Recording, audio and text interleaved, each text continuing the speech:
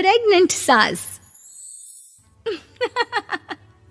जमाना कितना भी बदल जाए, इतना भी नहीं कि बहू घर आए और सास गर्भवती दिख जाए।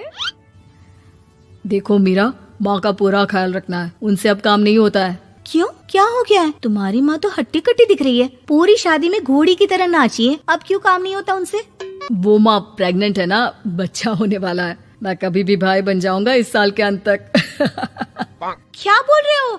वो सर पर हाथ रखकर बैठ जाती है। यार पहले क्यों नहीं बताया? कैसा मजाक है ये? झूठ बोल रहे हो ना? हाँ, झूठ बोल रहे हो ना? तभी ससुर की आवाज आती है। बहू, पानी गरम कर दे, तेरी सास को दवाई देनी है। समय पर दवाई ना दी तो परेशानी हो जाएगी। और हाँ, जरा काजू पीस कर दूध में मिलाकर ले आना। तेरी सास खुद से तो अपनी संभाल करेगी नहीं। हे भगवान, ये मैं क्या सुन रही हूँ? ये ससुर जी को क्या हो गया है? मैं क्या सोच कर आई थी? हाय रे, मैं तो किसी को मुंह भी नहीं दिखा पाऊंगी। अब ये रोना धोना बाद में करना, पहले गर्म पानी कर दो, माँ को दवाई देनी होगी। और हाँ, रात को माँ के पैरों में तेल लगा देना। बहू को गुस्सा आ जाता है, वो बड़बड़ करती किचन में जाती है जहाँ उसका ससुर खड़ा होता है। एक बड़ी जिम्मेदारी है हम सबके सर ऊपर। इस उम्र में माँ बनना खतरे से खाली नहीं होता। हाँ हाँ पता है, तो क्यों बन गई माँ? अरे खतरे से कम नहीं है तो क्या जरूरत थी लल्ला पैदा करने की? कैसी बात कर रही हो बहू? क्या तुम खुश नहीं कि घर में एक नया मेहमान आएगा, छोटे छोटे पैरों से पूरे घर में घूमेगा?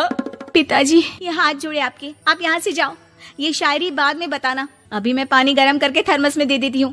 सारा दिन पिलाते रहो गरम पानी। और हाँ, ये बच्ची की बात बार बार मुझसे कोई नहीं करेगा। बहू का पारा अब चढ़ा ही रहता था। वो काम तो सारा करती, लेकिन किलस किलस कर। मीरा सारे काम से फुर्सत पाकर बैठी होती है कि माँ का फोन आ जाता है। बेटा, बहुत बड़ी जिम्मेदारी है तेरे सर पर, अच्छे से निभाना। ससुराल में हर किसी को खुश रखना वैसे तो मुश्किल है, लेकिन भगवान ही हिम्मत देता है बहू को हर कुछ सहकर सबको खुश रखने की। क्या बड़बड़ किए जा रही हो माँ?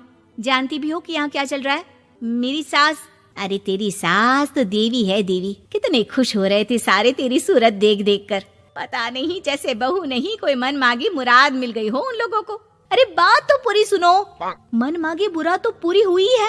अरे मेरी सास को बच्चा होने वाला है, प्रेग्नेंट है वो। क्या बकवास कर रही है मीरा? ये बात किसी को कहना मत। मुझे तो बता दिया, लेकिन अब अपनी जबान सिल ले। कहाँ है तेरी सास? बात तो करा मेरी। पूछू जरा, पोता पोती खिलाने की उम्र में खुद का बच्चा खिलाने का शौक कहाँ से आ गया?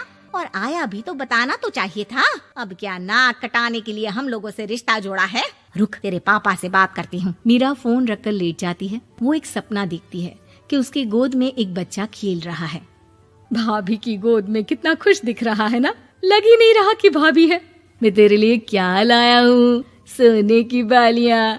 तेरी शादी में तो मैं बुढ़ा हो जाऊंगा ना। अरे कैसी बात कर रहा है बेटा, इसकी जिम्मेदारी तो तू ही लेगा। हम लोगों का तो कोई भरोसा नहीं, कब ऊपर वाला उठा ले। बहू को सास को देख देख कर गुस्सा आ रहा था। तभी वहाँ पड़ोसन आ जाती है। अरे बहू, तुझसे तो पूछने से भी डर लगता है कि कब खुशखबरी सुना रही है। अब तो अपनी 1 महीने की ननद की ही जिम्मेदारी संभाल ले, बहुत है। अपने जेवर भी रख देना और पैसे भी जमा करना शुरू कर दे। वो बात आगे बढ़ाती उससे पहले ही बहू जोर से चिल्लाकर उठ जाती है। नहीं नहीं नहीं नहीं, मैं अपने जेवर किसी को नहीं दूंगी। अरे कौन ले रहा है तुम्हारे जेवर? तुम औरतें भी ना सपने में भी जेवर ही संभालती रहती हो। मैंने जो सपना देखा है ना, सुनोगे तो होश उड़ जाएंगे। अच्छा, तुम अपना सपना बाद में बताना, पहले मेरा सुनो। कल मैंने इतना अच्छा सपना देखा कि अगर वो पूरा हो जाता है ना तो मैं तुम्हारे लिए रानी हार बनवा दूंगा। बहू अब सारे गम भूलकर पति का सपना सुनने में लग जाती है। अरे क्या सपना था बताइए ना, बोलिए भी तो, क्या सपना है? मैं पूरा कर दूंगी अगर बात रानी हार की है तो। बोलिए बोलिए। मैंने रात को सपना देखा कि माँ को बेटी हुई है और मुझे बहन। सच्ची, इस घर में बेटी हो जाए तो मैं तो झूम ही उठूं। मीरा का मुंह बन जाता है। वो चुप हो जाती है और सपने की बात याद करती है कि बेटी हुई तो उसे ही अपने गहने उसे देने होंगे।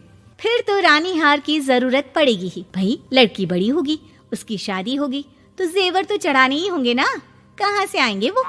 कितनी समझदार हो तुम मीरा। मैंने भी यही सोचकर तुम्हारे लिए रानी हार लेने का सोचा था। अरे फूटी किस्मत मेरी जो ऐसा परिवार मिला। मेरे पापा की तो मैं अभी क्लास लगाती हूँ, जो सब जानते हुए भी ऐसे परिवार में मेरी शादी कर दी। बहू पिता को फोन लगाने ही वाली होती है कि ससुर की फिर से आवाज आती है। बहू गरम पानी ले आ जल्दी, थर्मस में खत्म हो गया है। बाद में खबर लेती हूँ मैं पापा की, पहले सास को गर्म पानी दिया हूँ।